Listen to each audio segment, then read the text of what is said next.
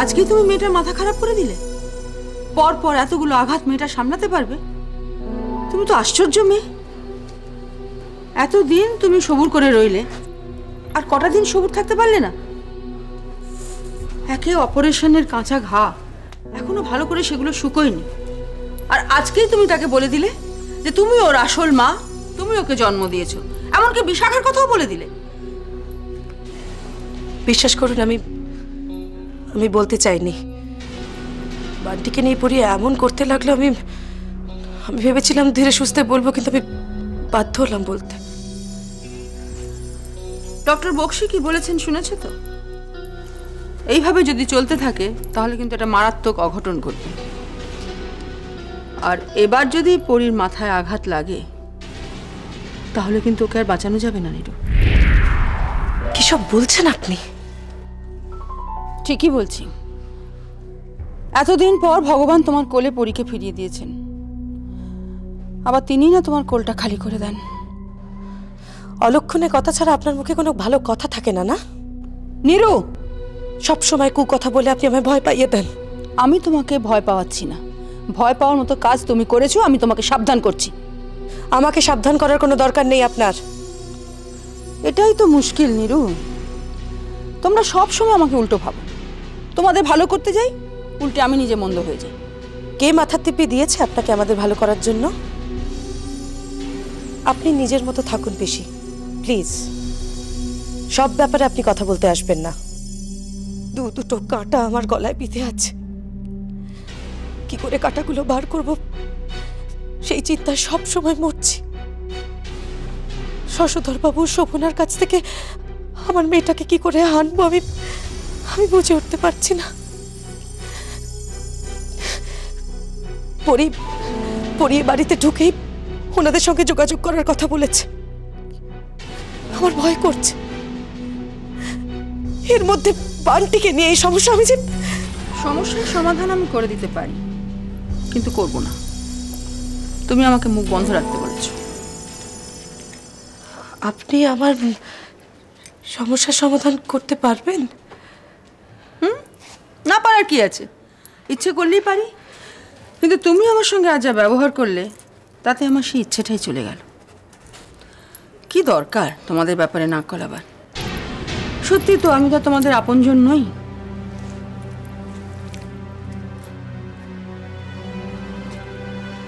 বাংলায় একটা কথা আছে নিরু, পরের যুক্তি কখনো নিতে নেই। আর সেই জন্যই আমি তোমাদের আজ থেকে আর কোনো যুক্তি দেব না। দেখি তুই এক্ষুনি বেরোবি নাকি? হ্যাঁ, আমায় বেরোতে হবে, মা অনেক কাজ বাকি আছে। লক্ষ্মী সোনা, তুই আজকে বেরোস না। দেখ, তোর শরীরের উপর এত ধকল গেছে, আমার মনে হয় তুই বাড়ি থেকে থানার সঙ্গে যোগাযোগটা রাখ, অফিসারদের বল বান্টির সঙ্গে। হয় না মা, ফোনে সব কথা হয় না। আর মেজবাবু কি সব কাজ হ্যান্ডেল করতে পারে বলো? আমাকে যেতেই হবে। তারপর তুমি বুঝতে পারছো না মা, বান্টিকে খোঁজাটা প্রচণ্ড জরুরি। পরি, আমি তোর মা, তুই আমার কথা শোন।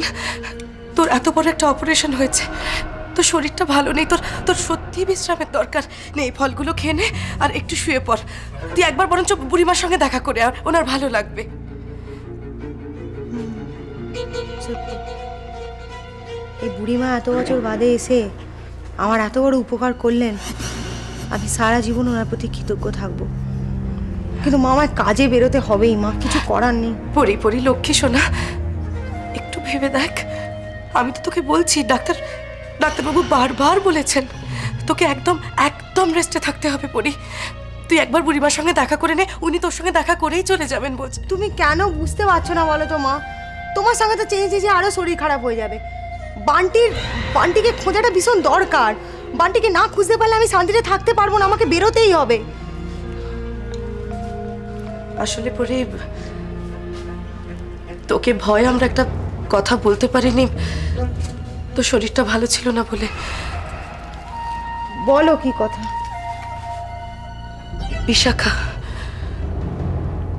বিশাখা বান্টিকে কিডন্যাপ করেছে।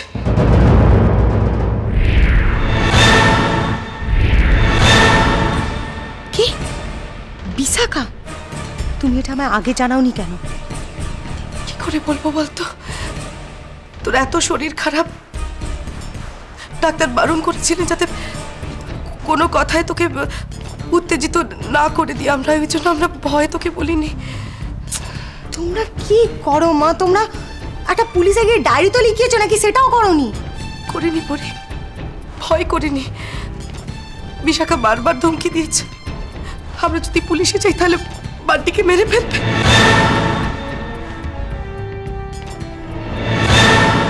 বিশাখা বিশাল বড় ভুল করলো মা, বিশাল বড় মিস্টেক করলো। বিশাখা খুব ভালো করে জানে বান্টি কিন্তু আমার জান। বান্টিকে যদি আমার কাছ থেকে দূর করে আমি কোনোদিন ওকে ছাড়বো না। এবার তুমি দেখো ওর কি হয়। ওকে আমি জেলে ঠোকাবোই ঠোকাবো। আমার ছেলের ওপরে চোখ দিল, এত নোংরা মেয়ে ছেলেও। ওকে হাজতে না ঢুকিয়ে আমি শান্তিতে থাকতে পারবো না। আমার ছেলেকে আমি এ বাড়িতে ফিরিয়ে নিয়ে আসবো। তুমি দেখো, আমি এ বাড়িতে ফিরিয়ে নিয়ে আসবো। বিশাখা কিচ্ছু করতে পারবে না।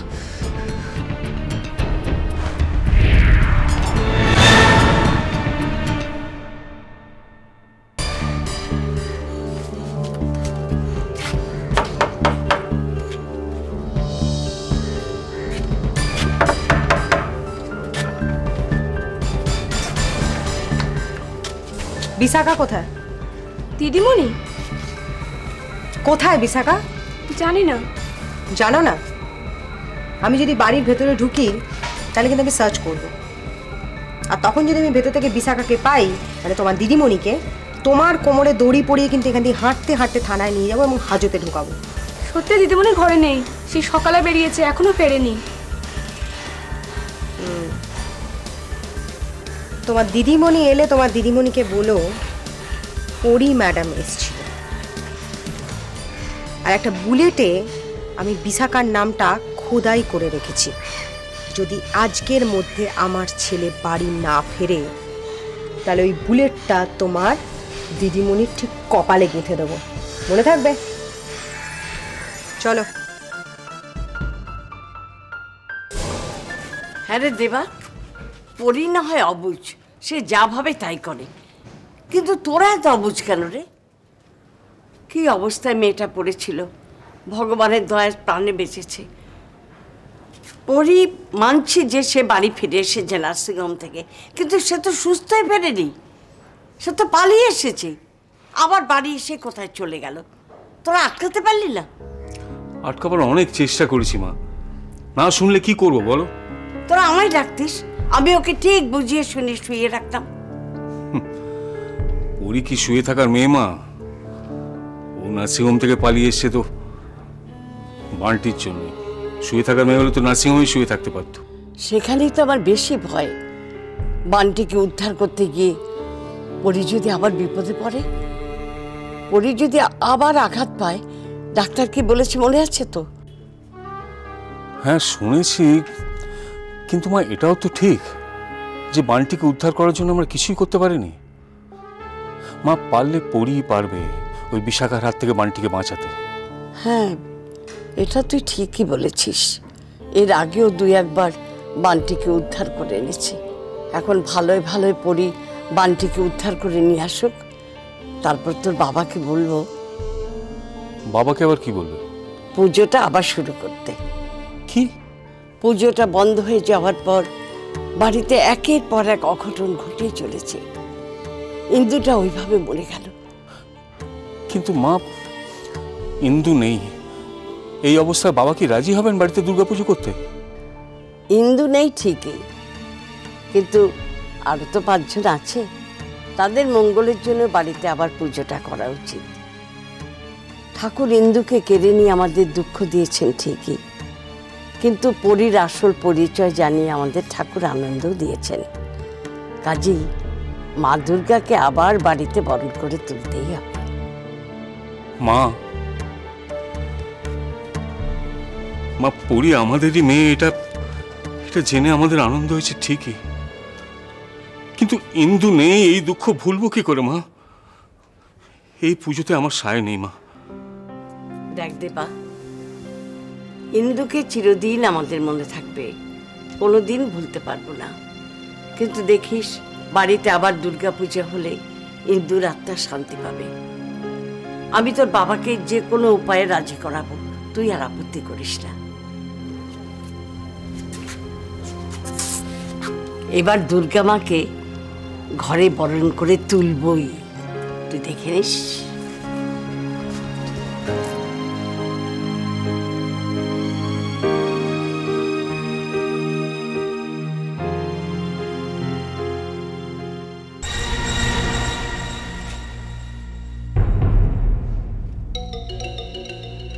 কি ঠিক করলি?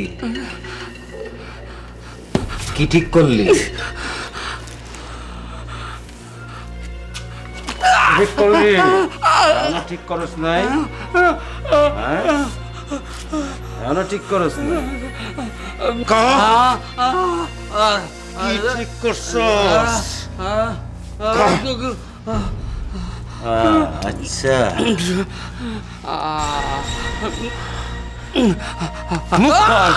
মুখ খোল কইতাছি, মুখ খোল শালা, তোরে আমি দেখাই চিনছি।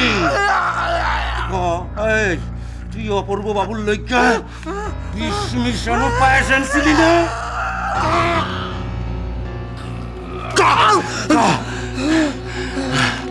কি হইলো? আমি আনিনি স্যার, সত্যি বলছি আপনার কোথাও একটা ভুল হচ্ছে স্যার।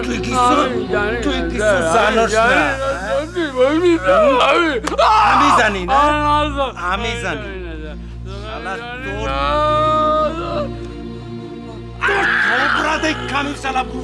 মেজবাবু,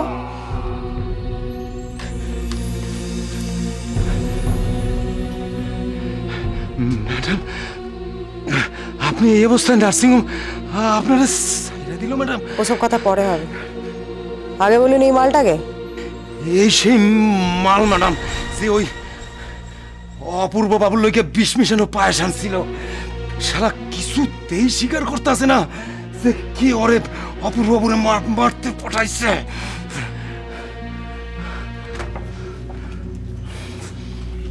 এইবার কি রে, তুই নিজেকে বহুত সিয়ানা মাল মনে করিস? আজকে দেখি তুই কত বড় সিয়ানা মাল। আমি কিচ্ছু জানি না। তোর বাপকে ডাক, তার সঙ্গে তোর ঠাকুরদাদাকে ডাক, তার ঠাকুরদাদাকে ডাক, তোর গোটা ফ্যামিলিতে যতগুলো বয় মাল আছে সব কটাকে এখানে ডাক। ওই সব কটা এসেও না আমার হাত থেকে আজকে তোকে বাঁচাতে পারবে না। ভালো চাস তো বল, তোর বাপটাকে কে তোকে এখানে পাঠিয়েছে বল? আমি জানি না। শালার করা জান, কিছুতেই শালা মুখ খুলতে আসে না। মরণ ম্যাডাম শালারে। স্পেশাল মাল না, স্পেশাল মালের জন্য স্পেশাল ট্রিটমেন্ট। না ম্যাডাম, এবার বল, বল বল তোর বাপের নামটা বল, বল নিজের ভালো চাস তো বল, নইলে কিন্তু মরবি। নামটা বলছি নন্দ।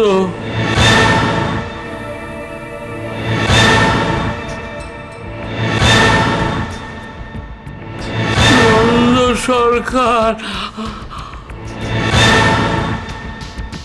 নন্দ সরকারকে?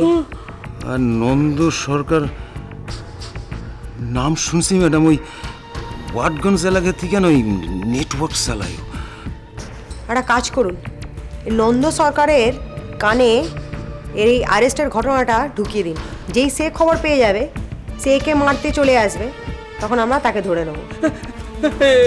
এই যে বললেন আমার নাম বলবেন না। এ শালা কুত্তা, তুই জেলের মধ্যে ঢুকে আমার পিসেকে মারতে এসেছিস, তাকে আমি ছেড়ে দেবো, ছেড়ে দেবো তোকে।